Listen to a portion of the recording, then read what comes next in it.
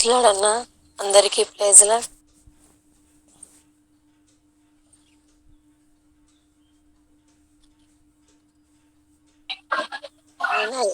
నేను ఉర్దూ రాజుల అమ్మాయిని, అంటే మీకు తెలిసే ఉంటది.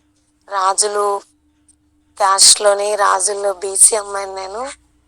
నా లైఫ్ ఎట్లా ఉందంటే తినడం, లేవడం, చదువుకోవడం, ఏది కావాలంటే అది వచ్చేది.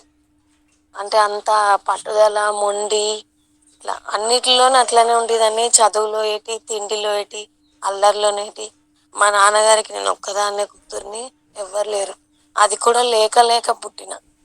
ఎన్నో సంవత్సరాలు, ఎన్నో గుళ్ళు గోపురాలు ప్రదక్షిణాలు చేస్తేనంట నేను పుట్టినంట. పెళ్ళైన 12 ఇయర్స్కో 13 ఇయర్స్కో తెలీదు, పుట్టిన నేను వాళ్ళ మధ్యకాల యవ్వనంలో పుట్టిన. ఇంకా నా గారాబం అంటే ఎలాగుంటుందో మీకు అందరికీ తెలుసు. ఇంకా ఫ్యామిలీ అంతటికి మా నాన్నగారు ముగ్గురు అన్నదమ్ములు, ఒకతే అక్క చెల్లు. నేను రెండో ఆయన కూతురునమాట. మా పెద్దమ్మకి పెదనాన్నకి కూడా పిల్లలు లేరు. ఇంకా మా నాన్నగారికి నేను ఒక్కదాన్ని. ఇంకా మా బాబాయ్కి కూడా పిల్లలు లేరు. ఇంకా నా అందరికీ నేను ఒక్కదాన్ని అవడం వల్ల మస్తు ప్రేమ, అది ఏంటంటే అంత ఇదిగా ఉండదు. ఇంట్లోనే లైఫ్ సాగుతూ సాగుతూ సాగుతూ ఇంకా కొన్నేళ్ళు 10th క్లాస్ వరకు వచ్చిన. ఇంకా 10th క్లాస్ వరకు వచ్చినాక ఒరిస్సా తీసుకొని పోయిండ్రు నన్ను. ఇంకా ఒరిస్సా తీసుకొని పోయినాక నేను ఇప్పుడు చెప్తున్న సాక్ష్యం ఏంటంటే దేవుడి కోసం అసలు నాకు ఎట్లా తెలిసింది అని అనేదే నేను చెప్తున్నాను. అయితే పూజలు పునస్కారాలు అవన్నీ, పూజలు చేసి దాన్ని ఏంటి ఉపవాసాలు ఉండి దాన్ని గుళ్ళు చుట్టూ ప్రదక్షిణాలు నాకైతే మస్తు ఇష్టం. ఎందుకంటే ప్రదక్షిణాలు చేసుకుంటూ పువ్వులు వేయడం, 108 ప్రదక్షిణాలు, 116 ప్రదక్షిణాలు. ఏమైనా స్కూల్లో ఏమైనా ప్రాబ్లం వచ్చిందంటే ఈ దేవుడికి ఇది మొక్కుకొని ప్రదక్షిణం చేస్తే నాకు అయిపోతుంది అని ఉండేదాన్ని. కానీ నా చదువు వల్ల, నా ఇది వల్ల నేను ఎప్పుడు అనుకునేదాన్ని కాదు. చాలా బాగా అనుకున్నాను. నా గోల్ ఏంటంటే ఏమేమో చేయాలనుకున్నాను. కానీ దేవుడు నన్ను ఎందుకు పరిచయం చేసుకున్నాడో, ఎందుకు నేను క్రిస్టియన్స్లో వచ్చినానో, ఎందుకు ఎస్సీ అబ్బాయిని చేసుకున్నానో కూడా నా లైఫ్ నాకు తెలీదు. అనుకోకుండా అలాగా ఒకటి ఒకటి ఒకటి ఒకటి జరిగిపోయిన లైఫ్లో. అయితే ఇంటర్మీడియట్ కంప్లీట్ అయింది. నాకు ఒక ఫ్రెండ్ కనిపించింది. ఆమె కొంచెం లేనోళ్ళు అయినా కూడా నేను అట్లా ఆమెతో లేను. నేను అట్లా ఎందుకంటే నా ఫీలింగ్ కూడా మా నాన్న మా అమ్మ ఏం చెప్పారంటే, ఎవరైనా మనుషులమ్మ, అందరం సమానమే. పుట్టికనే దేవుడిచ్చిండు, మధ్యలో వస్తుంది మధ్యలో పోతుంది. అంతేగాని వేరుగా ఎవరిని చూడకూడదన్న చిన్నతనం నుంచి నా తల్లిదండ్రులు నాకు నేర్పించిండ్రు. అదే కంటిన్యూ చేస్తూ ఆమెతో దోస్తానం చేసుకొని ఉండేదాన్ని. ఆమె ఏమేమో మాట్లాడేది, ఏమేమో ప్రార్థన చేసేది, నాకు అర్థమయ్యేది కాదు. ఏం మాట్లాడతావు, ఎప్పుడు పిచ్చిదానిలా మాట్లాడతావు, కళ్ళు మూస్తావు మళ్ళా లేస్తావు అంటే నీకు తెలియదు శ్రీ అని. నా పేరు పూర్తి పేరు శాంతిశ్రీ. మా ఇంట్లో వాళ్ళందరూ శ్రీ శ్రీ అనే పిలిచేవారు నన్ను, నా ఫ్రెండ్స్తో సహా. అయితే నీకు తెలీదు శ్రీ అంటే, నాకేం తెలియదు అంటున్నావు, నీకే తెలీదు పిచ్చిదానిలాగా. మా ఇంటికి రా, మా డాడీ మాదొక రూమ్ మొత్తం దేవుడికే అర్పితం ఇచ్చామాట. అందులోనే మడికట్టుతో స్నానం చేసుకొని అందులోనే ఉండేవాళ్ళు. మా డాడీ వాష్రూమ్కి పోయినా కూడా స్నానం చేసి రమ్మనేవారు. స్నానం చేసి రాపో అమ్మ అని అనగానే అట్లనే వచ్చేది. అంత జీవితంలో నాకు ఆ పిల్ల, అనుకోకుండా ఆ పిల్ల నేమ్ కూడా తెలీదు. ఖాళీ నాకు 1 వీకే పరిచయం ఆమె. నాకు ఎక్కువ రోజులు కూడా కాదు, ఏదో ట్రైనింగ్కి వచ్చింది. ఆ ట్రైనింగ్లో ఆమె పరిచయం అయింది నాకు. పరిచయం అయ్యి 2 మాటలు, నిన్ను దేవుడు కావాలనుకుంటున్నాడు శ్రీ, నువ్వు ఎప్పటికైనా మా మతంలో దిగుతావు, మా చర్చికి వస్తావు, ప్రార్థనలు చేస్తావు, మాకన్నా నువ్వు గొప్పగా ఎదుగుతావు చూడంటే, నువ్వు అనుకున్నంత తేలిక కాదు మా ఇంట్లోని. నువ్వేదో చెప్పినావు 2 మాటలు అయిపోయింది, అంతవరకే వదిలేయి. ఇంకా నువ్వెవరో నేనెవరో ట్రైనింగ్ అయిపోతే అనుకున్నాం. అనుకున్న అమ్మాయి నేను, ఇంకా లైట్ తీసుకున్న అమ్మాయిని నేను ఎందుకు వెళ్ళానో ఎందుకు లేదు నాకు అసలు అర్థం కాలేదు. ఇట్లనే డిగ్రీ కంప్లీట్ అయింది, బీకామ్ చేస్తూ ఉన్నా. ఈ బీకాంలోనే నేను మా ఊర్లో నుంచి, ఒరిస్సా నుంచి ఆంధ్రాకి వచ్చాను. విజయనగరం వచ్చి ఇక్కడ మా అమ్మమ్మ వాళ్ళ ఇంటికాడ హాలిడేస్కి ఎంజాయ్ చేద్దామని వచ్చిన. వస్తూ వస్తూ నేను స్కూటీ నేర్చుకుందామని పోతున్నా. పోతూ ఉన్నా సడన్‌గా తీసుకెళ్ళి సక్కగా ఒక గోడకి పెట్టినా. గోడకి పెడితే ఒక దెబ్బ తగలలేదు. నాకేం కాలేదు. స్కూటీకి ఏం డ్యామేజ్ అవ్వలేదు. అసలా ఏం జరిగిందనేది అర్థం కాలే నాకు. ఇంక అక్కడ ఉన్నోళ్ళందరూ క్రైస్తవులే. అమ్మా! దేవుడు నిన్ను కాపాడిండు. నిజంగానా నువ్వు ఎంత అదృష్టవంతురాలివి. అట్లే నాకర్థం కాలేదు. కూర్చోబెట్టిండ్రు. వాళ్ళ ఇంట్లో మంచినీళ్ళిచ్చిండ్రు. నాకు భోజనం పెట్టి చాలా నన్ను హాఫ్ డే వరకు వాళ్ళ ఇంటికాడుంచి నాకేమేమో చెప్తున్నారు గానీ, నాకర్థం కాలే. ఇదేటి ఇట్లా తగిలిండ్రు నాకు ఇలాగ తలకాయ నొప్పి. నన్ను టైమ్ పాస్ చేస్తున్నట్టున్నారు వీళ్ళు అనే అనుకున్నాను గానీ, నిజంగా దేవుడి కృపలోని నేను ఇంతగా ఎదుగుతానని అనుకోలేదు. అసలెట్లా ప్రార్థన జేస్తారో, ఎట్లా మోకాళ్ళొంగుతారో అసలు ఆయన గొప్పతనం ఏటి? ఎందుకిట్లా చెప్తున్నారు నాకు ఇలా 10 సార్లు? అసలాయనలో ఉంటే ఏమైతదో చూద్దాం. ఒకసారి చూసి తెలుసుకుందాం మనం కూడాను. మన దేవుడు గొప్పోడు, ఆ దేవుడు గొప్పోడు అనని. ఇంక నేను ఆ రోజు నా యాక్సిడెంట్‌తోని దిగిన. ఇంక దిగడంతోని మా డ్యాడీ వాళ్ళకి తెలియకన్నా సండే, సండే చర్చికి వెళ్ళడం. ఇంక నేను అక్కడ అందులో ప్రార్థనలోని ఎట్లా మాట్లాడుతున్నారు, ఎట్లా చేయడం, ఎట్లా లేదు, ఇంకా గ్రహించడం అన్నీ నాకింకా ఒక్కొక్కటి, ఒక్కొక్కటి ఇంకా అంతుపడుతున్నాయి. ఈలోపే మా హస్బెండ్ పరిచయం అయిండు. నాకు హైదరాబాద్‌లో నీలాఫర్ హాస్పిటల్ కొత్త హాస్పిటలు. దాంట్లో ట్రైనింగ్‌కి లెటర్ వచ్చింది. కోచ్‌గా రమ్మని ఇంకా మా డ్యాడీ పంపియనంటే మొండిగా ఏడ్చుకుంటా పోయినా. 1 వీక్ వరకు ఫుడ్డు, గిడ్డు మానేస్తే పంపించిండ్రు. ఇంకా దేవుడి చిత్తమో ఏమో తెలీదు. నేనింకా నీలపు హైదరాబాద్ బయలుదేరినా ఇక్కడి నుంచి. ఎక్కడ అమ్మాయిని, ఎక్కడ పుట్టి పెరిగినా, ఎక్కడ చేసినా నాకు తెలీదు. కానీ నేను హైదరాబాద్ రాగానే నాకు నా భర్త కుమార్ పరిచయం అయ్యిండు. 1 వీకే ఇంకా తను దేవుడి గురించి చెప్పడం, మాట్లాడడం, ఇంకా ఉండడం అట్లా నాకు అలవాటయ్యి ఇంకా నేను దిగిన. అప్పటికి నాకు తెలీదు. తెలిసి తెలియని అమ్మాయిని. ఏజ్ కూడా నాకంత లేదు. ఏదో ఉన్నా అంటే దున్నపోతులాగా ఎదిగిన, బర్రెలాగా ఉండేదాన్ని. తినడం, పనుకోవడం, తిరగడం.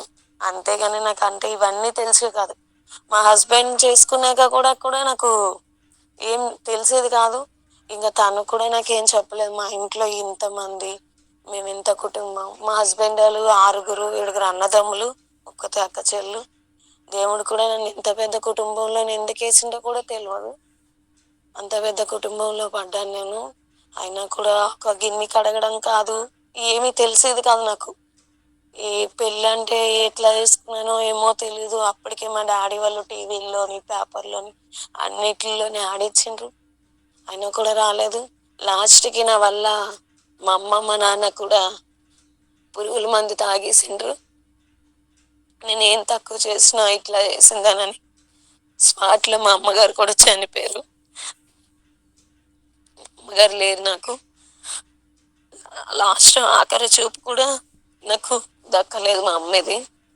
ఇంకా మా నాన్నగారు ఉన్నారంటే నా వల్ల కోమాలోకి కూడా పోయిండ్రు.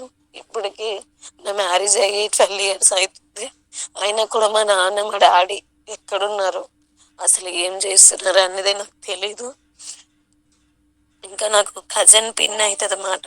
వాళ్ళ ఇంటికే ఎప్పుడు హాలిడేస్‌కి వచ్చి ఒక 1 వీక్, 10 డేస్ ఉండి హైదరాబాద్ వచ్చేస్తాను. అట్లని ఈ వీక్ కూడా నేనొచ్చిన.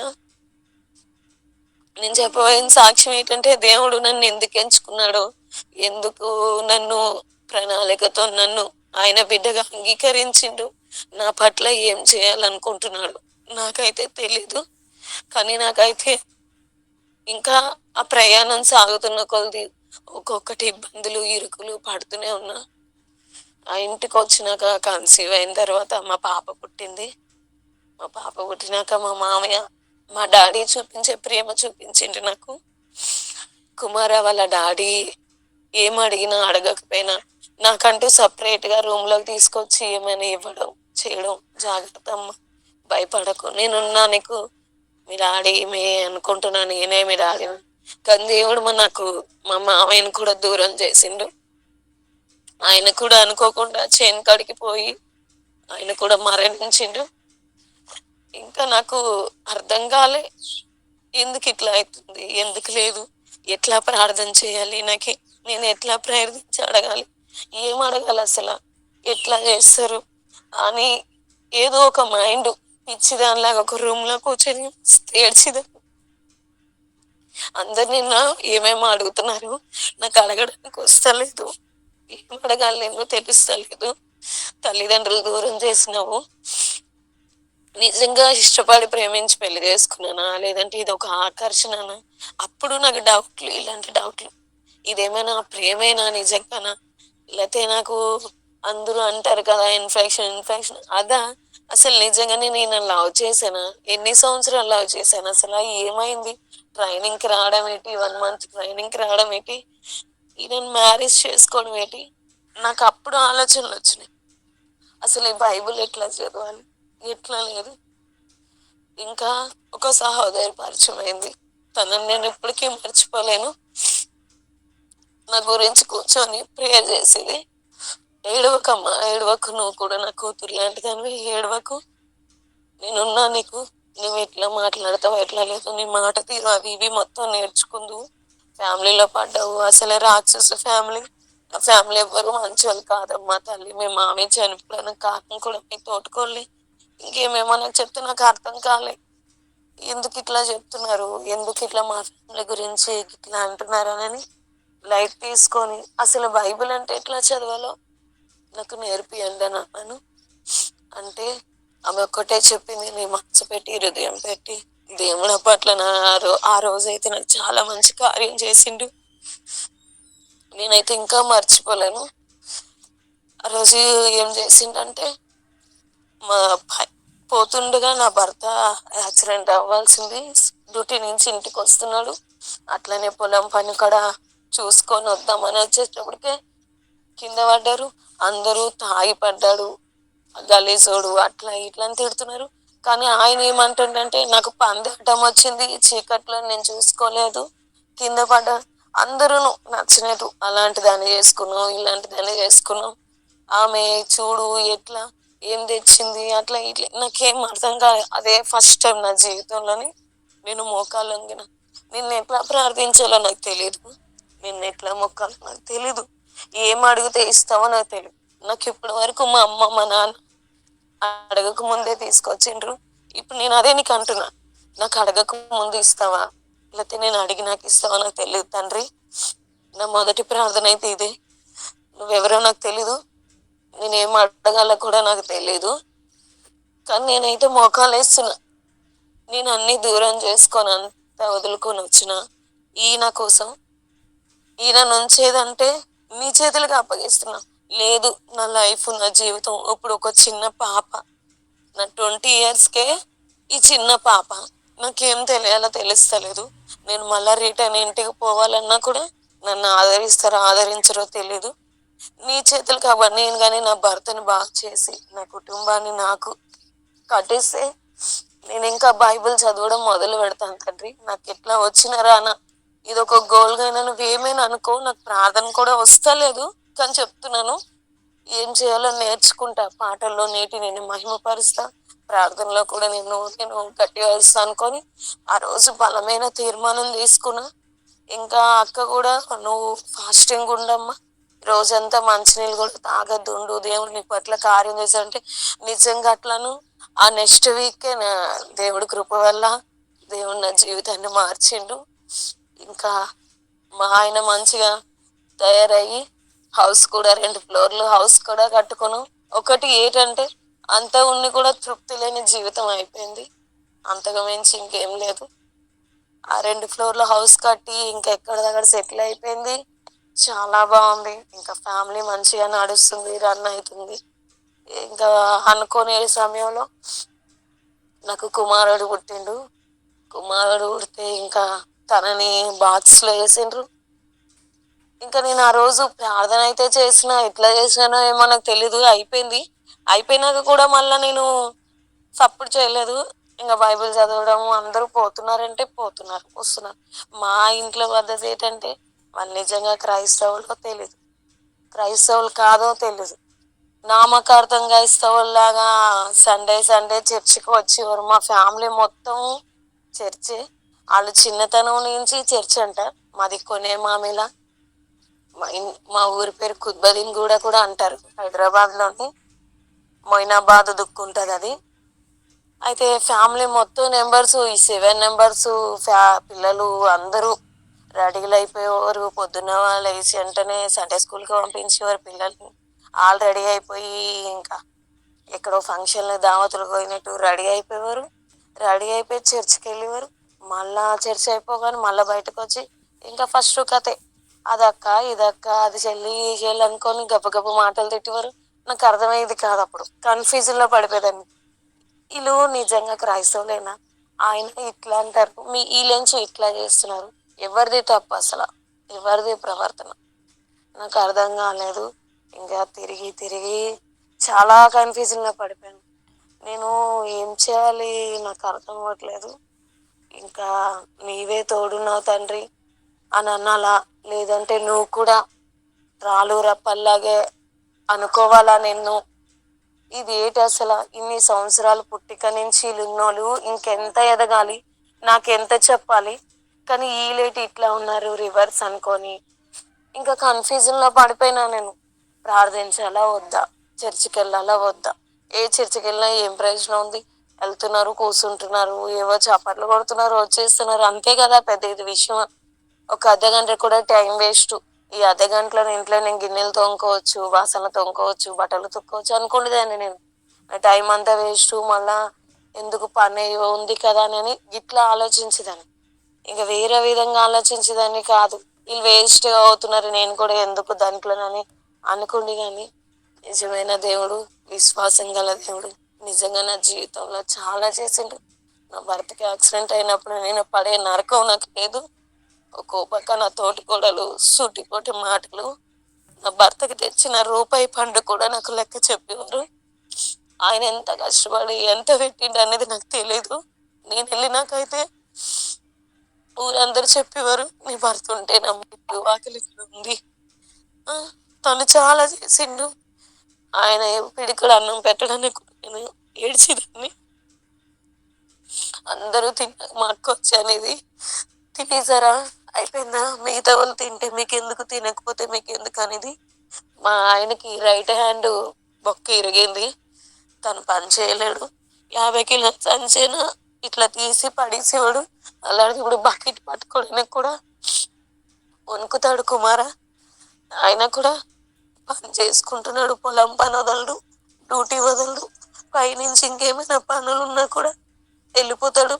నా భార్యకి నేను తప్ప ఇంకెవరు లేరు, నన్ను నమ్ముకొని వచ్చింది, పిల్లలు ఉన్నారు, అన్నది అయిపోద్దు లెక్కతోని ఏదో ఒకటి పెట్టుకునే పోతాడు. కానీ నాకు ఇంట్లో టార్చర్, ఇప్పటికీ అదే టార్చర్, ఏం మారలేదు. క్రైస్తవులు అంటారు ఎవరిని నమ్మాలో ఎవరిని నమ్మకూడదు అన్నట్టు ఉంటది.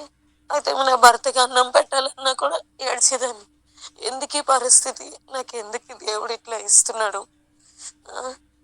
మా ఆయనకు కూడా అడిగేదాన్ని, ప్రేయర్ చేసుకో కుమారా, నీకు అన్ని ఇస్తాడంటావు కదా, ప్రేయర్ చేసుకో, నాకైతే రాదు, నేను ఎట్లా చేయాలో నాకు తెలీదు, నువ్వు చేసుకో, ఎందుకు అట్లా బాధపడుతున్నావు, చేసుకో చేసుకో అని ఎగతాళి చేసినట్టు అడిగేదాన్ని. నేను చేసుకో, ఎందుకు, నువ్వు చిన్నతనం నేను చర్చికి వెళ్తావు కదా, చేసుకో, నువ్వు నాకంటున్నావు చేసుకోనని. ఆయన కూడా ఏమనేవాడు కాదు, బాధపడేవాడు. ఇంకొక రోజు నేను ఎర్లీ మార్నింగ్ 3:30 అవుతుంది, ఎందుకో లేచి రూమ్ లోని నేనంతలు నేనే మోకాలు వంగిన. నాకు తెలియక నేనే 1 year గంట ప్రార్థన చేసినాను. ఏం చేశానో కూడా నాకు తెలీదు అంతగానో. ఇట్లనే నా భర్తను మార్చు తండ్రి, నా భర్తను ముట్టు, తను ఉంటేనే నేను ఉన్నాను, లేదంటే లేను. ఈ మనిషి ఉంటేనే నాకు ఇంత విలువ ఉంటుంది, ఈ మనిషి లేకపోతే ఈ కాస్త కూడా నాకు దూరం అయిపోతుంది, నా పిల్లలు అనాథలు అయిపోతారు, నిన్ను నేను విడవను తండ్రి, నిన్ను ఎడబాయను అనేసి ఇంకా నా నోటికి వచ్చిన మాటలన్నీ ఏమేమో అడిగిన. తల్లి మర్చినా కానీ నేను మరవనని నీ వాక్యం అంటుంది అన్నావు కదా, నేను అదే అంటున్నాను. నా తల్లిదండ్రులు నన్ను వదిలేశారు, నువ్వు కూడా వదిలేస్తావా తండ్రి?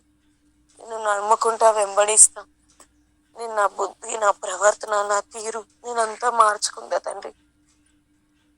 నేను అందుకనే నేను నీకు ప్రార్థించాలనుకుంటున్నాను. ఆ ప్రార్థన కూడా నాకు నేర్పి దేవా అని.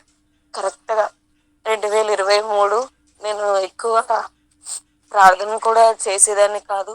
2023 ఆగస్టు నెలలో నా భర్తకి దెబ్బ తగిలింది. అదే ఆగస్టు ఆఖరిని నేను మోకాళ్ళొంగి ప్రార్థించడం జరిగింది. నాకిప్పటికీ గుర్తు 26. నాకదొక మెరుపులాగా ఏదో నన్ను తాకినట్టు నా నెత్తి మీద చేతులు పెట్టి ఎక్కడికో గాలిలో తేలినట్టు అనిపించింది. అది ఆ రోజు చాలా మంది ఇన్ని సంవత్సరాలుగా మేము అనుకుంటున్నాము మాకలా రాలేదు. కానీ నీకొచ్చిందంటే నేనెప్పటికి అనలేదు ఏమని. కానీ ఆ నెక్స్ట్ డే మార్నింగ్ 24 నా భర్త లేవగలిగిండు. లేచి వెంటనే పొలం పనికి పోయిండు. డ్యూటీకి పోయిండు. బండి డ్రైవింగ్ చేయొద్దంటే కూడా డ్రైవింగ్ చేస్తున్నాడు. పోయిండు. ఇంకా దేవుడు నా జీవితంలో చాలా మేలు చేసిండు. ఆ రోజైతే నేనెప్పటికీ మర్చిపోను. అప్పటినుంచి ఇంకా దేవుడిని నేను వెంబడిస్తూనే ఉన్నా. ఇంకా ఆయనలో ఎదగాలి, చేయాలి అనేసి తీర్మానం తీసుకున్నాం. ఇద్దరిమీను కూర్చున్నాం. ఇంకా ఎన్ని కష్టం వచ్చినా, ఎంత ఇబ్బంది వచ్చినా ఇంకా విడవనని గట్టి నిర్ణయం తీసుకొని దేవుని నా పట్ల నా జీవితంలో నాకు తెలిసి తెలియక ఒక ప్రార్థన వల్లే దేవుడు నాకు నా భర్తను లేవనెత్తిండంటే ఇంకా నేను తెలుసుకొని ప్రార్థన చేస్తే ఇంకెంత నా జీవితం మారుతుంది అనే ఒక గట్టి నమ్మకంతో విశ్వాసంతో నేను ముందడుగేస్తున్నాను. కొంచెం నా గురించి ప్రార్థన చేయండి. మా కుటుంబం గురించి ప్రార్థన చేయండి. కుటుంబంలో కూడా చిన్న చిన్న కలహాలు ఉన్నాయి. బయటికి వేరుపరుస్తున్నారు. మేము కూడా బయటికి వెళ్ళిపోతున్నాము. ఎక్కడ ఉంటామో, ఎక్కడ చేస్తామో ఏటనేది తెలుస్తలేదు. కానీ దేవుడని ఉన్నాడు నా పట్ల. నాకు తోడుంటాడు, నాకు నీడుంటాడు. అన్నీ ఆయన అని ధైర్యంగా ముందడుగు వేస్తున్నాం. కొంచెం నా చిన్న సాక్ష్యం దేవుడు దీవిస్తాడని ఆశిస్తున్నాను. చాలా ఉన్నాయి ఇంకా చెప్పడానికి. కానీ అందరికీ కూడా అవకాశం ఇవ్వాలి కదా, ఒక్కొక్కటి పంచుకుందామని నేను ఇదే చెప్తున్నాను. వీలుంటే మళ్ళా నెక్స్ట్ వారం కూడా నేను షేర్ చేసుకుంటాను. ఆ రోజు నైట్ నాకు అద్భుతం బాగా జరిగింది. నిజంగా దేవుడు నా పట్ల ఎంత మేలు చేసిందంటూ నేనంటే వర్ణించలేకపోతున్నాను. నా దుఃఖంలో కాదు, నా బాధలో కాదు, నా కష్టంలో కాదు, నాకు అన్నిట్లో నాకు తోడై ఉన్నాడు. ఆ అక్క చెప్పినట్టు ఆవగింజంత విశ్వాసం ఉంటే చాలు శాంతి మనం దేవుళ్ళో ఉండడానికి. ముందు మన రీతిని రాజ్యాన్ని వెతకాలని దేవుడు సెలవిచ్చిండు. అదే నువ్వు వెంబడించు. తర్వాత నీకు ఏమేం జరుగుతాయి నువ్వు ఆలోచించు. పలానా నాడు ఎక్కడున్నా కూడా నువ్వు నన్ను జ్ఞాపకం చేసుకుంటావు చూడన్న సిస్టర్ నాకు ప్రామిస్ చేసింది. అదే విధంగా నేను బతుకున్న దినాలన్నీ కూడా ఆయన కృపలు చూస్తున్నా, మేలు చేస్తున్నా. నా పట్ల జీవితంలో ఎన్నెన్నో చేస్తున్నాడు. ఒక కష్టం వచ్చింది అనగానే కాదు, నేను మోకాలొంగి అడగకే లేకపోవాలి. కానీ దేవుడు నాకు అన్ని సహాయం చేస్తున్నాడు. నిజంగా ఇంత గొప్ప దేవుడు, ఇంత అద్భుతకరుడు, ఆశ్చర్యకరుడు నిజంగా ఇంకెక్కడ ఉండడని నేను అనుకుంటున్నాను. మా పిన్ని వాళ్ళు కూడా మార్చాలి అట్లా ఇట్లా అనుకుని నేను ఆ ఉద్దేశంతో ఈసారి వచ్చాను ఇక్కడికి. వాళ్ళకు కూడా తెలియాలి ఈ ఆంధ్రాలోని విజయనగరం అనే ఏరియా. ఈ విజయనగరంలో కూడా నేను చెప్పాలి, అందరూ మారు మనసు పొందాలి, ఆయనను రుచి చూడాలని అనేసి అనే ఉద్దేశంతో నేను ఇక్కడికి వచ్చాను. అదే ప్రయత్నం చేస్తున్నాను. కానీ ఏంటంటే అన్యులు కదా, సడన్ గా అందరూ ఒక మాటలు అని అనేసి ప్రయత్నిస్తున్నా. నా చేతనైన కాడికి ఎవరినైనా మారుస్తానని అట్లా అని వచ్చాను. నా సాక్ష్యం వల్ల మీకు ఏమైనా ఇబ్బందులు కలుగుంటే దయతో నన్ను క్షమించండి. ఎందుకంటే ఎట్లా చెప్పాలో, ఎట్లా మాట్లాడాలో కూడా నాకు సరిగ్గా తెలీదు. అందుకే నేను నాకు వచ్చిన దాంట్లోనే కొంచెం చెప్పాను మీకు. ఈ చిన్ని సాక్ష్యం దేవుడు దీవించిన గాక. నా గురించి ప్రేయర్ చేయండి. నా భర్త గురించి ప్రేయర్ చేయండి. మీ పట్ల నేనైతే ఆశిస్తున్నది ఇదే. దేవుళ్ళో ఇంకా ఉండాలి, ఇంకా బలపడాలి. నాలాంటి వాళ్ళు ఇంకా చాలా మంది, ఎంతో మంది ఉన్నారు. వాళ్ళు కూడా మీరు ప్రోత్సహించి చేస్తారని దేవుడి నామంలో ఈ చిన్ని ప్రార్థన అడిగి మరీ వేడుకుంటున్నాను. ప్రైజ్ లాడక. Thank you so much. నిజంగా అక్క సాక్ష్యం చాలా ఉంది, బట్ కొంతవరకు తను పంచుకుంటూ వచ్చారు. నిజంగా చెప్పడానికి కూడా చాలా రోజుల నుంచి కష్టపడుతూ ఉన్నారు. ఏం చెప్పాలన్నా నాకు అసలు రాదు, ఎప్పుడు మాట్లాడలేదు, కానీ చెప్పాలని ఆశ అయితే ఉంది అని చెప్తే ప్రార్థన చేసుకోండి అమ్మ, దేవుడు సాయం చేస్తాడు.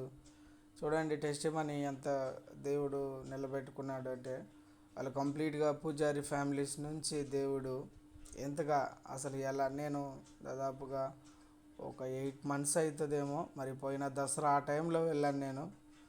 వాళ్ళు ఆ, ముందే నాతో సరిగా మాట్లాడలేదు, కానీ మధ్యాహ్నం వర్తమానం అయిపోయిన తర్వాత తన సొంత రక్త సంబంధికులను కూడా చూస్తే అంత సంతోషిస్తారో తెలియదు, కానీ అంతగా మాట్లాడి అంతగా ప్రేమించి వదిలిపెట్టలేదు నన్ను అసలు. కుమార్ బ్రదరు మరి సిస్టర్, తర్వాత ఆ విధంగా ఎవ్రీ వీక్ ఫోన్ చేసి మాట్లాడి, నేనైనా మర్చిపోతానేమో కానీ వాళ్ళు కుమార్ అన్న ఫోన్ చేసి, అన్న ఇలా ఉన్నాయి పరిస్థితులు, అలా ఉన్నాయి, ఏం చేయమంటారు, ఎలా చేయమంటారు. నాకున్న పరిమాణ జ్ఞానంలోనే దేవుని కృపచొప్పున ఆయనకు సలహా ఇస్తూ వచ్చినాము ఎన్ని విధాలుగా అంటే, అసలు చెప్తే సాక్ష్యం నేను కూడా ఇంకొక గంట చెప్పగలను, అన్ని పరిస్థితుల గుండా దేవుడు వారిని నడిపిస్తూ వచ్చినాడు. నిజంగా వారి కుటుంబం కోసం మనం ప్రార్థన చేయాలి. చెప్పిన వాటికంటే ఆ సమస్యలు చాలా భయంకరమైనవి. నిజంగా సిస్టర్ను నడిపించడానికి దేవుడు ఎవరిని వాడుకున్నాడు అనేది మనం చూసినప్పుడు నిజంగా ఒక చిన్న పాప అన్నట్టు చెప్పొచ్చు. చిన్న ఏజ్ గ్రూప్ 1 week పరిచయంలో ప్రభువును తనలో చూపించగలిగింది. ఎంత గొప్ప సాక్ష్యం వెనక దేవుడు తన పట్ల ఎలాంటి ప్రణాళిక కలిగి ఉన్నాడు.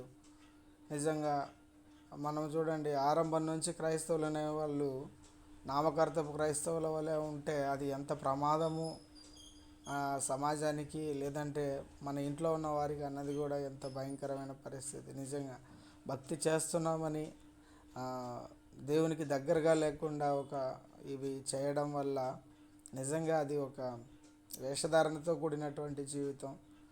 నిజంగా అటువంటి విషయంలో మనం చాలా సరిచేయబడుతూ, నిజంగా అసలు వాళ్ళకు చెప్పుకోవడానికి ఒక మనిషి లేడు. ఆ విధానంలో దేవుడు మనల్ని నిలబెడుతూ ఈ విధంగా మరి ఈ టీం ద్వారా ఆయన కృప ద్వారా ఇంత గొప్ప కార్యం చేస్తూ వచ్చాడు. ఎన్నిసార్లు ఫోన్ చేసి ఎన్నిసార్లు ఆ కుమార్ బ్రదరు ఆయన అంటే మేల్ పర్సన్ అయినప్పటికీ ఎన్నిసార్లు ఏడ్చింటాడో నేను చెప్పగలను అన్నమాట ఈజీగా. అరే ఇలా కూడా చెప్పుకుంటారా అనేది, అంటే ఒక మనిషి లేడు చెప్పుకోవడానికి. అంటే అంత మళ్ళీ క్రైస్తవ కుటుంబమే కదండి. నిజంగా కొంత మనము ఈ విషయంలో మన కుటుంబాల్లో మన చుట్టుపక్కల నిజంగా క్రీస్తును చూపించే వారంగా ఉంటే, ప్రేమపూర్వకంగా మాట్లాడితే చాలండి వీళ్ళతో, అంతే, ఇంకేం అవసరం లేదు. అంత గొప్పగా ఆయన గవర్నమెంట్ జాబ్ చేస్తాడు అన్న, కానిస్టేబుల్ కానీ ఏదో చేస్తాడు. నిజంగా దేవుడు చక్కని ఫ్యామిలీని ఇచ్చాడు. అసలు వాళ్ళకు నిజమైన క్రీస్తును తెలుసుకున్న వాళ్ళు కనపడితే చాలు అంతగా ప్రేమిస్తారు. నిజంగా దేవుడు గొప్ప కార్యాలు చేయాలని ఇంకాస్త మనం ప్రార్థన చేద్దాము. మరి ఈ సమయంలో మన మధ్యన ఉన్నటువంటి మంజులా సిస్టరు మరి లాస్ట్ 10 days VBSL వచ్చారు. అక్కడ కూడా కొంత సాక్ష్యం పంచుకుంటానని నేనే అడిగాను, మీ అనుభవం చెప్పండి అక్క అని. చాలా రోజుల తర్వాత పరిచయం. Sorry to disturbance. ఎవరక్క? హలో, చెప్పండి అక్క. Praise lord. వనజా సిస్టర్ కొద్దిగా ప్రైజ్ లార్డ్ ఆల్, చాలా ఇంపార్టెంట్ సాక్ష్యం ఇది. చెప్పండి అక్క. ప్రభు పేరిట, ఓకే, థ్యాంక్ యూ. ప్రభు పేరిట మరి మీ అందరికీ వందనాలు. ఇది చాలా ప్రాముఖ్యమైన సాక్ష్యం. ఏమిటంటే, నా చిన్న కుమారుడు 10th class టీంలో ఉన్న ప్రతి ఒక్కరు కూడా ప్రార్థించారు. అయితే నిన్న లేక మొన్నటి దినము రిజల్ట్ రావడం జరిగింది. అయితే దేవుడు గొప్పగా మనందరి ప్రార్థన ఆలకించి 10th class రిజల్ట్ నా కుమారుడికి 60% దేవుడు అనుగ్రహించారు. నేను దేవునికి ఎన్ని స్తుతులు చెల్లించినా కూడా తక్కువ విషయంలో. ఎందుకంటే 10th class ఈసారి రిజల్ట్ కర్ణాటకలో చాలా స్ట్రిక్ట్ గా జరిగింది. ఎగ్జామ్స్ అయితేనేమి, కరెక్షన్ అయితేనేమి చాలా స్ట్రిక్ట్. కరోనా అయినప్పుడు ఎగ్జామ్ టైంలో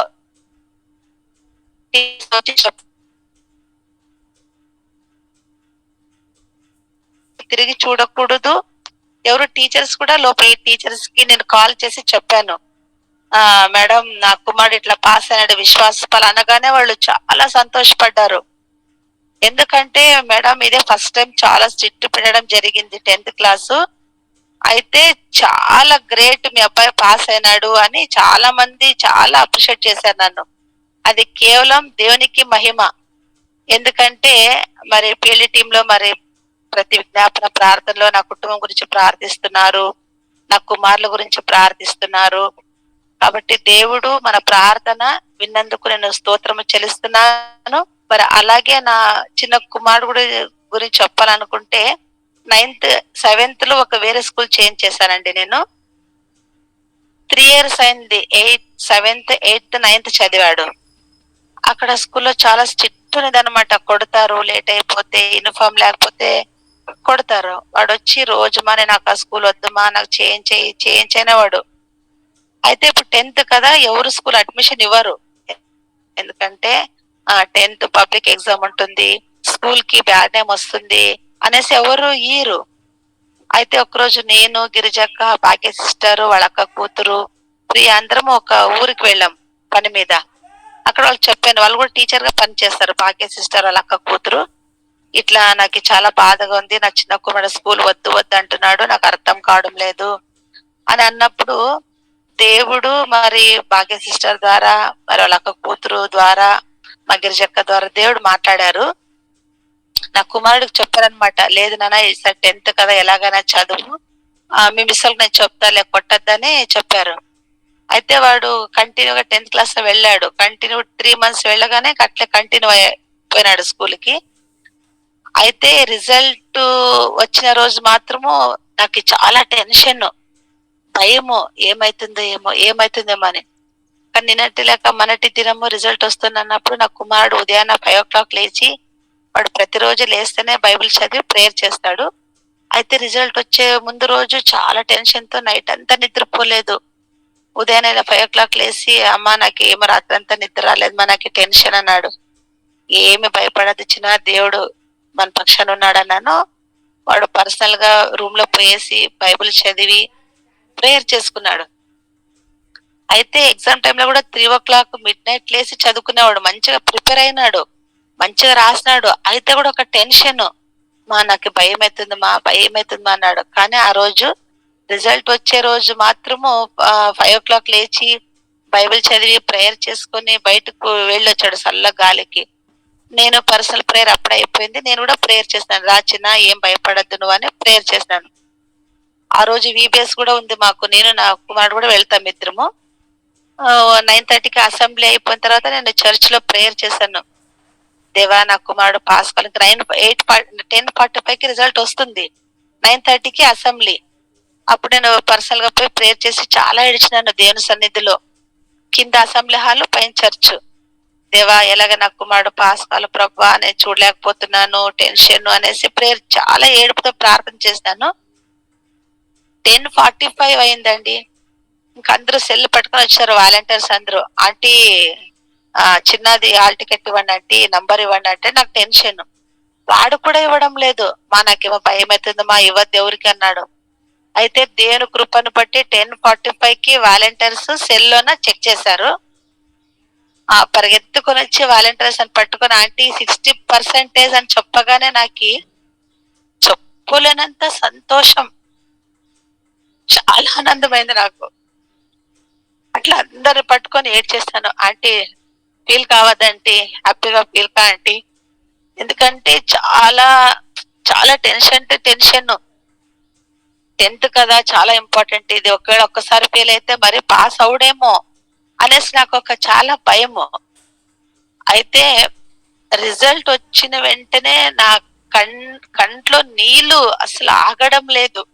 నాకేమో చాలా సంతోషము, దేవుడు చాలా గొప్ప కార్యం చేశాడని నేను చాలా థ్యాంక్స్ చెప్పి అప్పుడే మోకాళ్ళు ఉంచి దేవుని సన్నిధిలో, దేవా నా ప్రార్థన ఆలకించిన ప్రభా అనేసి నేను చాలా సంతోషంగా దేవునికి స్తుతి చెల్లించడం జరిగింది. అయితే ఈ రిజల్ట్ విషయంలో మాత్రం చాలా గొప్పగా దేవుడు అద్భుత కార్యం చేశాడు ప్రేమైన వారలారా. ఎందుకంటే మనం నమ్ముకున్న దేవుడు నమ్మకమైన దేవుడు. నేను కేవలం విశ్వాసం ఉంచినాను. నా చిన్న కుమారుడు కూడా చెప్తున్నాను, చిన్న విశ్వాసం ఉంచి అంతే, నువ్వు దేవుడు సహాయం చేస్తాడు అన్నాను. అయితే దేని కృపను బట్టి, మరి మీ అందరి యొక్క ప్రార్థనను బట్టి మరి నా కుమారుడు 10th క్లాస్ అవడము చాలా సంతోషకరము. అది ఈ సంవత్సరంలో చాలా స్ట్రిక్ట్ గా ఎగ్జామ్ పెట్టారు. ప్రతి మిస్ చెప్పారు ఈసారి అయితే దేవుని కృప మీ యొక్క ప్రార్థన అని ప్రతి ఒక్కరు చెప్పారు. మరి ఒక్కసారి ఆ దేవునికి నేను మొదటగా స్తుతి చెల్లిస్తున్నాను. అలాగనే టీమ్ లో ఉన్న ప్రతి ఒక్కరికి కూడా నా ప్రత్యేకమైన వందనాలు చెల్లిస్తున్నాను. ఇంకా రాబోయే రోజుల్లో నా కుమారులు యొక్క భవిష్యత్తు కొరకు కూడా ప్రార్థించాలని మనవి చేస్తున్నాను. అవకాశం ఇచ్చినటువంటి అందరికీ కూడా వందనాలు. Thank you to all. Thank you అక్క. Over to Manjula sister. అక్క మీరు సమయం ఉంటే మీరు పంచుకోండి. మీరు బిజీ ఉన్నారా ఏంటి తెలియదు. లేదు బ్రదర్, లేదు. అక్క మీరు షేర్ చేయండి అక్క. ప్రైజ్. ఓకే. ప్రభు అయిన యేసుక్రీస్తు నామంలో మీ అందరికీ హృదయపూర్వకమైన వందనాలు ప్రభు అయిన యేసు నామంలో చెప్తున్నాను. అవకాశం ఇచ్చిన బ్రదర్కి థ్యాంక్స్. ఈసారి విబిఎస్ విషయంలో ముందు రోజు ఏం చేశామంటే, అంటే సిస్టర్ అమృతరాణి నాకు ఫోన్ చేయకముందు ముందు రోజు నైట్ మేము ఫ్యామిలీ ప్రేయర్లో ఉన్నప్పుడు ఎందుకు ఈసారి విబిఎస్ మనకు స్థానికంగా పెట్టలేదు అన్నట్టుగా మేము బాధపడుతూ వచ్చినాం. ప్రతి చోట విబిఎస్ స్పెషల్ మీటింగ్స్, కాన్వకేషన్స్ అన్ని జరుగుతూ ఉన్నాయన్నమాట ఆంధ్రాలో. ఈసారి ఎందుకు ఇక్కడ పెట్టలేదు అని మేము కొంచెం బాధపడతా వచ్చాం. పెట్టింటే బాగుండు కదా, పిల్లలు దేవుని వాక్యం వినేవారు సమ్మర్లో అని బాధపడ్డాము. ద నెక్స్ట్ డే మార్నింగే అనుకోకుండా అమృతరాజ్ సిస్టర్ ఫోన్ చేశారు. సిస్టర్కి నేను ఒకసారి జూమ్లోనే చూశాను, తర్వాత పేరు మాత్రం యాడ్ అయ్యేది చూస్తూ వస్తున్నాను, కానీ ఏ రోజు కూడా తనతో నాకు పరిచయం లేదనమాట. సరే చెప్పండి అక్క, ప్రైజ్ ది లార్డ్ అని చెప్పి, లేదు సిస్టర్ ఇలాగా 10 days విబిఎస్ ఉంది తెనాలిలో, మరి మీరు ఒక 5 days మీరు ఏమైనా సిద్ధపడగలరా, మీ గురించి మరి సిస్టర్ నల్ని చెప్పారు అని అన్నారు. అంటే సిస్టర్ నేను బ్రదర్ని అడిగి చెప్తాను ఏ విషయం అని చెప్పాను. మా వారిని అడిగితే 5 days అంటండి, లాస్ట్ 5 days, బిఫోర్ 5 days ఒక సిస్టర్ ఉన్నారంట అని చెప్పాను. మళ్ళీ ఆవిడ నెక్స్ట్ డే ఫోన్ చేసి, ఆవిడ కూడా కొంచెం వేరే అర్జెంట్ పని పడి తను రాలేని పరిస్థితిలో ఉన్నారు సిస్టర్, మీరు 10 days కూడా సిద్ధపడి రాగలరా అంటే, బ్రదర్ని అడిగి చెప్తానండి ఏ విషయము అని. సరే తను ఆఫీస్ నుంచి లంచ్కి వచ్చారు. మళ్ళీ ఉన్న విషయమే నేను చెప్తూ వచ్చాను అనమాట.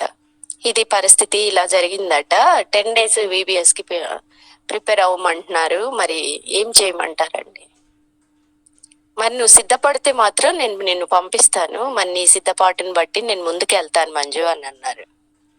అప్పుడు నేను కూడా ప్రార్థన చేసుకున్నప్పుడు దేవుడు ఈ సంవత్సరం నాకు ఇచ్చిన వాగ్దానం, 31st నైట్ ప్రభు నాకు అనుగ్రహించిన వాగ్దానం ఏంటంటే, యెహోషువ 1వ అధ్యాయము 3వ వచనం, నేను మోషేకు చెప్పినట్లు మీరు అడుగుపెట్టు ప్రతి స్థలము మీకు ఇచ్చుచున్నాను. గత సంవత్సరం వాగ్దానం వచ్చేసి ద్వితీయోపదేశ కాండము 33వ అధ్యాయము 27వ వచనం అనమాట. శాశ్వతుడైన దేవుడు నీకు నివాస స్థలము, నిత్యముగా నుండి బాహువులు నీ క్రింద నుండును, ఆయన నీ ఎదుట నుండి శత్రువును వెళ్ళగొట్టి నశింపచేయునని. నేను ఏ రోజు కూడా దాదాపుగా కొంత మాకు మందిరంలో డిస్టర్బెన్స్ జరిగినప్పటి నుంచి కూడా నేను ఏ రోజు కూడా సండే స్కూల్ అంటే స్టాప్ అయింది, వెళ్ళడం మానేశాను అనమాట. మానేసి దాదాపుగా 14th year రన్నింగ్, ఈ సంవత్సరానికి 14th year రన్నింగ్. అంటే ఏ రోజు నాకు ఇవ్వలేదని నేను ఏ రోజు బాధపడలా. పరిచర్యలు ఏమన్నా మందిరంలో జరుగుతూ ఉంది అంటే మేము ఇద్దరం కలిసి ప్రార్థన చేయడం, వేరే రిక్వెస్ట్ కూడా పెట్టేదాన్ని, ఇలాగ జరుగుతూ ఉంది ప్రార్థన చేయండి అని. కానీ నాకు ఇవ్వలేదు, ఈరోజు నాకు ఈ పరిచర్య ఇవ్వలేదని మాత్రం బాధపడలా. అంటే కొంత శరీరంలో వచ్చినప్పటికీ దాన్ని అంటే ఎక్కువగా దానికి సహకరించలేదన్నమాట. అంతలోనే కత్తిరించేసి ప్రార్థన చేసేదాన్ని. సరే ఈసారి దేవుడు ఎందుకు 5 days అన్న తర్వాత మళ్ళీ 10 days అని నాకు ఇలాగా వినిపిస్తా ఉన్నాడు అని, సరే 10 daysకి సిద్ధపడి వెళ్ళడం జరిగింది. ఆ బ్రదర్ వచ్చి నన్ను డ్రాప్ చేశారనమాట. చేసిన రోజే తను రిటర్న్ వచ్చే రోజే సిస్టర్ కూడా గుంటూరులో తను ఆ రోజు ట్రైన్కి అదే టైంకి తను కూడా రావటం. తర్వాత బ్రదరు తన లగేజ్ అంతా మళ్ళీ కార్లో తను బయటికి తీసుకొచ్చి లగేజ్ అంతా బయట తనని ఎక్కించి మళ్ళీ వచ్చి బ్రదరు మా హస్బెండ్ మళ్ళీ తన ట్రైన్ ఎక్కి రిటర్న్ వచ్చేసారు. తర్వాత అక్కడికి వెళ్ళిన తర్వాత పరిస్థితులు నాకు ఎప్పటికీ ఒక వ్యక్తి పరిచయమైన ఒక సర్కమ్స్టెన్సెస్ లో దేవుడు నన్ను తీసుకెళ్ళినా కూడా అక్కడ పరిస్థితులు కొన్ని నేను అర్థం చేసుకోవటానికి ప్రయత్నిస్తానన్నమాట. అంటే ఇక్కడ సిచ్యువేషన్ ఏంటి, ఇది దేవుని చిత్తమేనా, నేను రావడం ఇది దేవుని ఉద్దేశమేనా, తర్వాత వ్యక్తులు నన్ను అంగీకరిస్తున్నారా, అంటే నన్ను యాక్సెప్ట్ చేస్తున్నారా, అది నేను ఫస్ట్ గమనిస్తానన్నమాట. గమనించేది రెండు విషయాలే. నన్ను పిలిచిన వ్యక్తులు నన్ను అంగీకరిస్తున్నారా, రెండోది నేను వెళ్ళింది ఇది దేవుని చిత్తమేనా, ఇది సరి అయిన ప్లేసుల్లోనే నేను వచ్చానా లేదా నా సొంత తలంపుల ద్వారా వచ్చానా అని మొట్టమొదటి రోజు నేను కొంత ప్రభు దగ్గర అడుగుతూ వచ్చాను అనమాట. అడుగుతూ వచ్చినప్పుడు నిజంగా దేవుడు నన్ను బలపరుస్తూ వచ్చాడు. తర్వాత మీరు పిఎల్డి టీంలో కూడా మీరు ప్రార్థన నేను రిక్వెస్ట్ కూడా బ్రదర్కి చెప్తా వచ్చాను, కొంచెం ఇట్లా ప్రార్థన చేయండి. సిస్టర్ కూడా మెసేజ్ పెట్టారు, అప్పుడు ప్రేయర్ చేయండి సిస్టర్ అని నేను కూడా మెసేజ్ పెట్టాను. ఎందుకంటే అక్క ఎప్పుడు తను బిజీగా ఉంటారు తను అన్నట్టుగా నేను ఫోన్ చేయలేదు నళిని సిస్టర్కి. సరే కొంత పాటలు అడిగాను, పాపం వాళ్ళు బిజీలో జస్ట్ నాకు పాటలు సెండ్ చేశారు కానీ లిరిక్స్ అవి నాకేమీ పంపించలేదు. ఎందుకంటే నాకు 14 years గ్యాప్ వచ్చింది కాబట్టి నేను ఏ రోజు కూడా అంటే సిద్ధపాటు లేదనమాట మామూలుగా. సరే నాకు కొన్ని సాంగ్స్ కావాలి సిస్టర్ అని ముందే అడిగినప్పుడు నా దగ్గర సాంగ్స్ లేవు ప్రభా, పాత పాటలే ఉన్నాయి అని సండే స్కూల్ బుక్ తీసుకున్నాను, పాత పాటలు గుర్తు చేసుకున్నాను, రాశాను. తర్వాత అవి సెండ్ చేస్తూ వచ్చాను. తర్వాత నాకు ఇంకా కొత్త పాటలు కావాలి కదా ప్రభా, నేను ఎవరి దగ్గరికి వెళ్ళను, ఎవరిని అడగను. ఇప్పుడు సిస్టర్ వాళ్ళు బిజీలో ఉన్నారు, అప్పుడు మీరు అంతా మెడికల్ క్యాంపులో బిజీ అవుతున్నారు.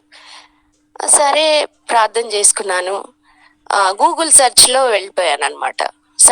న్యూ సండే స్కూల్ సాంగ్స్ అన్ని వెళ్లే కొద్దీ కొన్ని పాటలు నాకు ప్రభు చూపిస్తూ వచ్చాడు. సరే మా ఇద్దరికి పాటలు సిద్ధపాటు లేదు, జస్ట్ మేము సెండ్ చేసాం కానీ సిద్ధపాటు, రేపు పాడే పాటలు ఈరోజు సిద్ధపరచుకోవాలి. అక్కడికి వెళ్ళిన తర్వాత పరిస్థితులు మైక్ సిస్టమ్ ఫస్ట్ రోజు తెలిసింది ఏంటంటే వాళ్ళు కొంచెం సేవకుడికి సంఘ పెద్దలు కొంచెం సహకరించట్లేదు. ఎందుకంటే ఇక్కడ విబిఎస్ వద్దు అని వాళ్ళు, సేవకురాలక్క అక్కడ ఉండే బ్రదర్ సిస్టర్ వాళ్ళకి భారం ఏంటంటే సండే స్కూల్ పరిచర్య విబిఎస్ ఈ సంవత్సరం ఖాళీగా మనం పెట్టకూడదు, ఎలాంటి పరిస్థితుల్లో విబిఎస్ జరిగించబడాలి. చూడండి, పరిశుద్ధుల ప్రార్థన ప్రేయర్ చేంజెస్ థింగ్స్ అన్నట్లు అక్కడ పిల్లలు కూడా దాదాపుగా 1200 మంది వరకు వస్తారట. కొంత డిస్టర్బెన్స్ ని బట్టి కొంచెం సెపరేషన్ అయ్యారు కొంతమంది సేవకులు కాబట్టి కొంత ఫస్ట్ రోజు 380 మెంబర్స్ వచ్చారు. వస్తే చాలా పెద్ద మందిరం. నా మాటలు సిస్టర్ దీప్ కొంచెము గంభీరంగా ఉంటది కానీ వాయిస్ నా వాయిస్ అంత గంభీరంగా ఉండదు.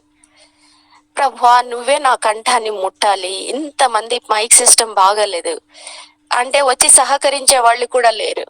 మరి నేను పాడినప్పుడు నా స్వరం చాలా చిన్నది, ఇది అంతమంది పిల్లలకు ఓపెన్ గా వినిపించబడాలి అంటే నువ్వు కార్యం చేస్తేనే నాయన అని ప్రార్థన చేస్తా వచ్చాను. అట్లనే 3 days గడిచిపోయాయి. కొంచెం కామెంట్ వచ్చింది, నేను విన్నాను, నా చెవులారా వింటూ వచ్చాను, సాంగ్ బేసిక్ లేదు అని. అప్పుడు కనీసము ఒక క్యాషియో బాబు తప్ప ఇప్పుడు ఈరోజు మేము సిద్ధపరచుకున్న పాటలు రేపు పాడతామంటే మా బాబుకు ఐడియా లేదు సాంగ్స్ విషయంలో. సరే నెక్స్ట్ డే ఏం చేశారంటే సాంగ్ ఆ బాబుకు విబిఎస్ ఇది ప్రాక్టీస్ కి రమ్మని చెప్పేసి, తర్వాత ఓన్లీ క్యాషియో, ఒక కంజర లేదు, ఒక తాళం లేదు, ఒక తబలా లేదు, వేరే ఇన్స్ట్రుమెంట్ అంటూ నేను చూడలేదు అక్కడ, ఓన్లీ క్యాషియో. అది చిన్న బిడ్డ 14 years బాబు. సరే మా ప్రభా ఈ బిడ్డను ఆశీర్వదించు, వేళ్లకు యుద్ధం చేయటానికి నేను నేర్పిస్తానని నీ వాక్యం సెలవిస్తా ఉంది కదా, ఈ బిడ్డ మరి ఈ బిడ్డ సహకారం ఉంటేనే కానీ ఈ పాటలు మరి వాళ్ళు విని తర్వాత నిజంగా ఇక్కడ దేవుడు నిజంగా ఈసారి చాలా బాగా చేశాడు, జరిగించాడు విబిఎస్ అని వాళ్ళ నోటితో వాళ్ళు ఒప్పుకుండేటట్లు నువ్వు కార్యం చేయి ప్రవ్వా. నా ఎలాగంటే మూలుగుతానే ఉన్నాను అనమాట, మనుషుల మధ్యలో ఉన్నాను కానీ ఎవరికీ చెప్పుకోలేని పరిస్థితులు. మరి సేవకురాలతో కూడా నేను ఎక్కువ మాట్లాడకూడదు, అది అంటే వాళ్ళు వాళ్ళు బిజీలో ఉంటారు కదా అన్నట్టుగా నేను మనసులోనే ప్రభువుతో మాట్లాడుతూనే వస్తున్నాను అనమాట. అప్పుడు ఎప్పుడైతే క్యాషియో పాట రెండు కుదురుతూ వచ్చినాయో దేవుడు అనుకోకుండా ఎంత గొప్ప కార్యం జరిగిస్తూ వచ్చాడంటే నేను 5 days లోపలే రిటర్న్ అవుదాం అనుకున్నాను. ఇంకా చాలే, ఇంకా నా వల్ల కాదు, చాలే ఇంతవరకే అనుకున్నాను.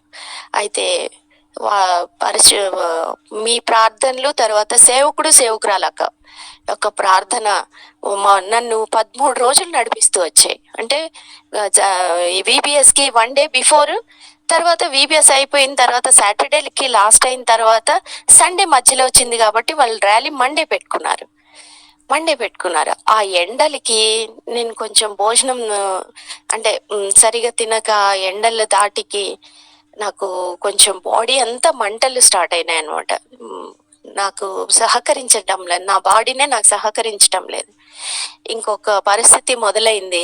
తర్వాత ప్రార్థన చేసుకుంటూ వచ్చాను, ప్రభువా నీ సన్నిధిలో నేను నీ పరిచర్యను నాకు 14 సంవత్సరాల తర్వాత అవకాశం ఇచ్చావు, మరి నేను నిలబడాలంటే నీ పునరుత్థాన శక్తి నాకు ఎంతో అవసరం అని ప్రభు శక్తిని కోరుకోవడం, ఆ రోజు వెళ్ళి నిలబడ్డాం. ప్రభు శక్తిని కోరుకోవడం, ఆ రోజు వెళ్ళి నిలబడ్డాం. నా సామర్థ్యం అసలు మీ అందరికంటే నా యొక్క సామర్థ్యం అసలు ఏమీ లేదు. నేను కేవలం అక్కడ జరిగించబడింది పరిచర్య అంటే మీ ప్రార్థనలే. నేనైతే అది చెప్పగలను. పరిశుద్ధుల ప్రార్థనలు చాలా మంది ప్రేయర్ రిక్వెస్ట్ నా గ్రూప్ లో కూడా పెట్టాను. అక్కడ సేవకుడు సేవకురాలు వారి యొక్క కన్నీటి ప్రార్థన. ఆ 13th డే ప్రభు మహాకనికరంను బట్టి ర్యాలీ జరిగింది.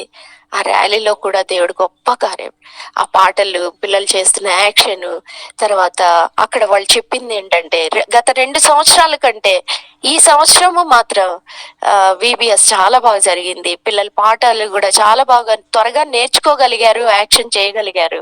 నిజంగా ఈసారి విబిఎస్ చాలా బాగుంది. వారి నోటి నుంచే నేను అక్క వింటూ వచ్చామన్నమాట. ఆ సాక్ష్యాన్ని బట్టి దేవునికే మహిమ కలుగును గాక.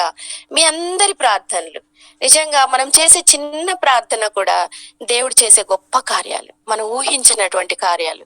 బలహీనురాలని నేనైతే చెప్పాలంటే నేను బలహీనరాలు, ఒక అరగంట కూడా నిలబడుకోలేను, నా శక్తి సరిపోదు, నా పరిస్థితులు అలా ఉంటాయన్నమాట. అయితే దేవుడు అక్కడ నిలబెట్టి అక్కడ పరిచర్య జరిగించాడు. 13 రోజులు నేను ఉండగలిగానంటే వాళ్ళు కూడా అంటూ వచ్చారు, అక్క కూడా లాస్ట్ లో అన్నారు, అక్క మీరు 13 రోజులు ఇక్కడ మీరు కుటుంబము అంతా వదిలిపెట్టేసి ఉంటారని నేను అనుకోలేదక్క. నిజంగా చివరి రోజు వరకు మీరు ఉండగలిగారు, అంటే ఏ గొనుగు సనుగు లేకుండా. ఎందుకంటే ఇద్దరు కలిసి ఉండడం అనేది చాలా కష్టం అండి. అంటే కొత్త మనసులు కలవడము, కొత్తగా మనం ఒకరిది ఆలోచనలు ఒకరిది డిఫరెంట్ గానే ఉంటది. కాబట్టి ఎప్పటికైనా పరిచర్య గొప్పగా జరిగించబడాలి, దేవుడు మహిమ పొందాలి అంటే 2 మనసులు కలవాలి. చూడండి, జకరియా ఎలిజబెత్ వాళ్ళిద్దరికి లోపం ఉంది, అయినప్పటికీ యాజక ధర్మమును జరిగించే విషయంలో వాళ్ళిద్దరి ఏకత్వం కలిగి ఉంటూ వచ్చారు. ఏ పరిస్థితులు వచ్చినా కలిసి నిలిచి ఉంటూ వచ్చారు. కాబట్టి దేవుడు వాళ్ళ యొక్క గర్భాన్ని తెరిచాడు వృద్ధాప్యంలో. అటువంటి బిడ్డ ఇక పుట్టలేదు కూడా. అలాంటి బిడ్డని దేవుడు ఇస్తూ వచ్చాడు. అంటే ప్రభు కార్యం జరిగించబడాలి అంటే ఏకత్వంలోనికి రావాలి, మనస్సులు కలవాలి. ఎప్పుడైనా మన కులంను బట్టి, లేదా మన స్టేటస్ ని బట్టి, లేదా మనకిచ్చిన దాన్ని బట్టి, దేవుడు మనల్ని బ్లెస్ చేసిన దాన్ని బట్టి ఎప్పుడైనా కూడా చిన్న ఆలోచన ద్వారా మనం డిఫరెన్షియేషన్ అనేది తీసుకొచ్చామంటే అది శత్రు పని అనమాట. వాడు ఏం చేస్తాడంటే చిన్నది తీసుకొస్తాడు, పెట్టేస్తాడు. ఎందుకంటే దేవుని కార్యాలు జరగకూడదు. వాడి ఉద్దేశం ఏంటంటే దేవుని కార్యాలు జరగకూడదు. అయితే దేవుడు ఎంత గొప్ప కార్యం చేశాడంటే ప్రభు నిజంగా మీ ప్రార్థనలు యుగేందర్, నేను 2 days రావడంతోనే నేను కొంచెం థ్రోట్ ఇన్ఫెక్షన్తో ఎవరితో మాట్లాడలేదన్నమాట. కానీ యుగేందర్ బ్రదరే ఫోన్ చేస్తూ వచ్చాడు, అక్క మీరు ఎలా ఉన్నారు, మీ ఆరోగ్యం ఎలా ఉంది, ఏంటక్క చాలా రోజులైంది మీ వాయిస్ వినలేదు అంటే, యుగేందర్ ఇలా జరిగిందమ్మా, మీ ప్రార్థనలే అని చెప్తా వచ్చాను. పిఎల్డి టీంలో మీరు చేసే ప్రతి ప్రార్థన నిజంగా సిస్టర్లు వాళ్ళు చెప్తున్నటువంటి సాక్ష్యాలు ఇప్పుడు వింటూ వచ్చాను. నా సాక్ష్యం మీరు వింటూ వస్తున్నారు కాబట్టి ప్రార్థనలో ఎంత గొప్ప విజయం ఉందో మీరు ఎరుగుదురు. కాబట్టి ప్రార్థన చేయటంలో, ప్రార్థన చేసే గుంపులో చేరి మీరు మనం ఆమెనన్నా చాలు, అది దేవుడు గొప్ప కార్యం చేస్తాడు. ప్రార్థన గుంపులో మనం నిలిచి ఉండడం, కలిసి నిలిచి ఉండడం అనేది గొప్ప సంగతి. ఎప్పటికీ గాని ప్రార్థన గుంపు మనకు అవకాశం దొరకకపోయినా పర్లేదు, మనల్ని ఎవరు గుర్తించకపోయినా పర్లేదు, కానీ కలిసి నిలిచి ఉండడం అనేది అది దేవుడు చేసే గొప్ప కార్యాలన్నమాట. మీ పిఎల్డి టీం ద్వారా మీరు చేస్తున్న ప్రతి పని ఎప్పుడైతే నాకు మీరు దీంట్లో పెడతారో, గ్రూపులలో పెడుతూ వస్తుంటారో, మరి ఆ ఆ దానికోసం నేను మీతో పాటు పాలిభాగస్త్రాలు కానప్పటికీ అయితే మీకోసం అయితే నేను ఖచ్చితంగా ప్రార్థన చేస్తూ వస్తాను, తప్పకుండా. ఎందుకంటే ఇక్కడ చేసే ప్రార్థన మీకు దేవుడు అక్కడ ఎంతో కృపను చూపిస్తూ వస్తాడు, ద్వారాలు తెరుస్తూ వస్తాడు, హృదయాలను మారుస్తూ వస్తాడు. మీరు నిలబడినప్పుడు దేవుని వాక్కు చేత మీరు నింపబడతారు, దేవుని ఆత్మ చేత నడిపింపబడతారు అన్నది నా ఆశతో నేను ఇక్కడ నేను మీ మొఖాలు నేను చూడలేదు, కానీ కొంతమంది గురించే నాకు తెలుసు. అయితే ఎప్పుడైతే ప్రార్థన సహాయం అందించే వారంగా ఉండాలి, మనం చేయాలి, ఇతరులకు కూడా ప్రార్థన సహాయం అందించే వారంగా ఉండాలన్నమాట. ఇదే నా యొక్క సాక్ష్యము. దేవుడు నిజంగా అడుగు పెట్టి స్థలం నేను నీకు ఇస్తానన్నట్టుగా మోషేతో దేవుడు చెప్పాడు, మళ్ళీ యెహోషువతో కూడా చెప్తూ వస్తున్నాడు. ఎందుకంటే మోషేకు తోడుగా యెహోషువ ఉంటూ వచ్చాడు, నేర్చుకున్నాడు, అదే పనులు తను చేయడం మొదలు పెట్టాడు. ప్రభు అయిన యేసుక్రీస్తు ప్రభు నామంలో అదే పని తను చేయడానికి పూనుకున్నప్పుడు దేవుడు తన హృదయాన్ని ఎరిగిన వాడుగా ఉంటూ యెహోషువను బలపరిచినట్లుగా దేవుడు నన్ను కూడా అక్కడ బలపరిచి అక్కడ పరిచర్యలో వాడుకుంటూ వచ్చాడు. చివరి దినం అయితే ప్రభు నామం అక్కడ మహిమపరచబడతా వచ్చింది. వారు ఒప్పుకున్నారు. గత సంవత్సరం 2 సంవత్సరాల కంటే ఈ సంవత్సరం నిజంగా చాలా బాగా జరిగింది అని. రెండవది ఇది షో అంటే పపెట్ షో కూడా పాపం సిస్టర్ చాలా కష్టపడి చేస్తూ వచ్చారు. అది కూడా చాలా బాగా జరిగించబడతా వచ్చింది. ఇది చేయలేరేమో అన్నట్టుగా కామెంట్ చేశారంట, కానీ అది దేవుడు చేసి చూపించాడు. ఈ సహోదరుల ద్వారా ఈ పని కూడా జరిగించబడింది అని ప్రభు నామానికి మహిమ ప్రభు తెచ్చుకుంటూ వచ్చాడండి. మనం ఏం చేసినా కూడా దేవునికే మహిమకరంగా, మనము దేవునికే స్తుతులు చెల్లించే వారంగా ఉండాలన్నమాట. కాబట్టి అవకాశం ఇచ్చిన బ్రదర్ కి వందనాలు. మీరందరూ ప్రార్థన చేస్తూ వచ్చారు, మీ అందరికీ నా హృదయపూర్వకమైన వందనాలండి. Thank you brother, thank you అక్క. Praise the lord. నిజంగా దేవుడు అక్క హెల్త్ గురించి నాకు తెలుసు, నిజంగా చాలా బలహీనరాలు అయినా ప్రభు ఆయన నామాన్ని మహిమపరచుకోవడానికి మనం ఎప్పుడు ఒకటే ఆలోచిస్తూ ఉంటాం, నేను చేయగలనా, నేను చెందగలనా, నాకు బలం లేదు, నాకు స్వరం లేదు, నాకు అది లేదు, ఇది లేదు. మనం లాస్ట్ వీక్ 2 వీక్స్ బ్యాక్ మనం ఎవరో చెప్తా ఉంటే విన్నా నేను కూడా, డాక్టర్ బ్యూలా సిస్టర్. మనం ఏంది, దేవునికి మనం అవైలబుల్గా ఉండాలి. ఆయనకు కావాల్సింది మన ఏది టాలెంట్సో లేదా మన డబ్బులో మన వాక్ చాతుర్యమో ఇవేవి కాదు. సింపుల్గా మనం దేవుని పని చేయడానికి, ప్రభువా నేను సిద్ధంగా ఉన్నా, నా దగ్గర ఏముందో కూడా నాకు తెలియదు, నన్ను నువ్వు వాడుకో ప్రభువా అని మనం సిద్ధపడితే అది మనం ఎక్కడున్నప్పటికీ మనం శాంతిశ్రీ సిస్టర్ టెస్టిమనీలో వింటూ వచ్చాం, నాకు ప్రార్థన చేయడమే రాదు కదండి, అసలు మోకరించాలంటే మోకరించడం కూడా, మోకరించి ప్రార్థన చేయాలా అంటే చూడండి ఎంత దేవుడు ఎలాంటి పరిస్థితుల్లో ఉన్నప్పటికీ కూడా మనం నిలబడితే, మనం ఆశపడితే, మనం ఆయన బిడ్డలమని నమ్మి విశ్వసించితే కదండి, ఎప్పుడైతే మనం అలాంటి తీర్మానంలోనికి వస్తామో దేవుడు మనకున్నదాన్నే ఆయన కృప ద్వారా బలంగా వాడుకుంటాడు. ఆయన కృప కొలిది మనకు బలంగా ఇస్తాడు కూడా ఆయన. కాబట్టి నిజంగా మనము సిద్ధపడి ఉండాల. దేవా నన్ను సిద్ధపరచు అదండి పరిస్థితులు. నేను ఎప్పుడూ ఒక మాట అంటాను, మనకున్నటువంటి వ్యక్తులను బట్టో, పరిస్థితులను బట్టో, తలాంతులను బట్టో, ఆశీర్వాదాన్ని బట్టో మనం అతిశయించకూడదు. ఈ 4 విషయాలు ఇచ్చినటువంటి దేవుణ్ణి మనం ఆరాధించాలి కదా. మనకు ఇంకోటి వీటిని బట్టి ప్రభు మన మీద దేవునికి చేస్తామని కూడా కాదు. నిజంగా మనం ఎప్పుడైతే దేవునికి అవకాశం ఇస్తూ వస్తామో ఆయన మన జీవితంలో గొప్ప కార్యాలు చేస్తాడు. నిజంగా వంజా సిస్టర్ కూడా పంచుకుంటూ వచ్చారు. ఎంత ఏడ్చింటారు చెప్పండి. ఆ? ఎందుకోసం ఊరికే వస్తుందా ఏడుపు చెప్పండి. మరి దేవుడు ఆయన ప్రార్థన విన్నాడు. ఆ రుజువులు మనం చూసినప్పుడు ఆ సాక్ష్యం దేవునికి ఎంతగానో మహిమకరంగా ఉంటుంది. అక్క కూడా చెప్తూ వచ్చారు, టీమును బట్టి వందనాలు. నిజంగా దేవుడు అలాంటి ఏర్పాట్లో ఆయన ఉద్దేశంలో మరి టీముగా మనల్ని అందరూ సమకూర్చినందుకు వందనాలు. నిజంగా సాక్ష్యం పంచుకున్న మీ అందరికి కూడా నేను వందనాలు తెలియజేస్తూ ఉన్నాము. మరి చివరిగా ప్రభుదాస్ అనే ప్రార్థన చేసి మరి ఆశీర్వాదము ఇస్తారు అన్న ప్రార్థించండి. ప్రైజ్లో